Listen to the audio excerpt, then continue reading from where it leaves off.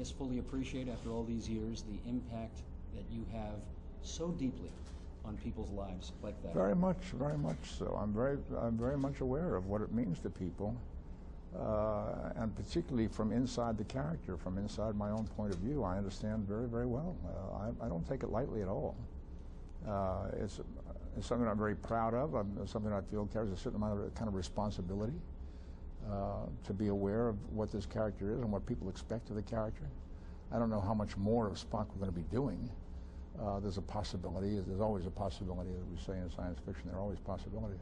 But I'm very aware of the nature of the relationship between Spock and the audience, particularly young people, because young people are going through a process that they recognize that Spock is going through, which is this process of trying to maintain some kind of balance, some kind of equilibrium between logical functioning and emotional reactivity to circumstances. What's proper and how can one manage to get through life, dealing with the problems and the joys, while at the same time functioning as a logical, rational person.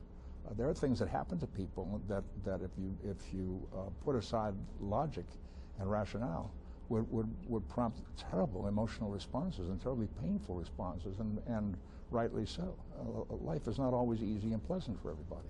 So how do you manage? And Spock seems to be struggling with these questions in the same way that most young people go through. I'm very well aware of that. And that's why they identify with him so profoundly, I guess. Yeah. Ever since Shatner did Saturday Night Live, there has been this debate about Trekkers versus Trekkies, those who are truly interested in science fiction and who have a life, and those who need to get a life. Can you shed any light in your travels on how the ratio works out? I don't have the slightest idea what that's all about. To me, it's an audience. I don't segment it that way. I don't think of it in terms of those who are Trekkers or Trekkies or with a life or without a life. I really don't, and I'm not sure that Bill does either.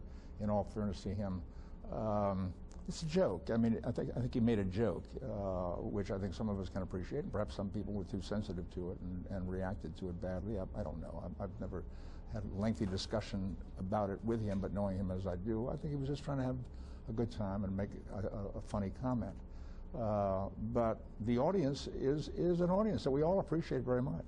Bill appreciates the audience, so do I. We understand that there are some who have become extremely committed to a Star Trek way of life, and some who see it as a mild entertainment, and some aren't interested at all. That's the way it is with show business.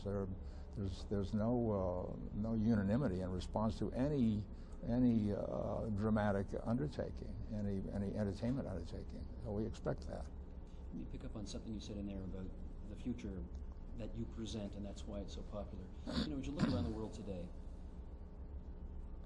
do you think... The world today is extremely complex, isn't it? Extremely complex. It seems impossible that we're going to get from here to there. You know yeah, and one can look at the newspapers and say, are our leaders doing any better than anybody else could in the circumstances?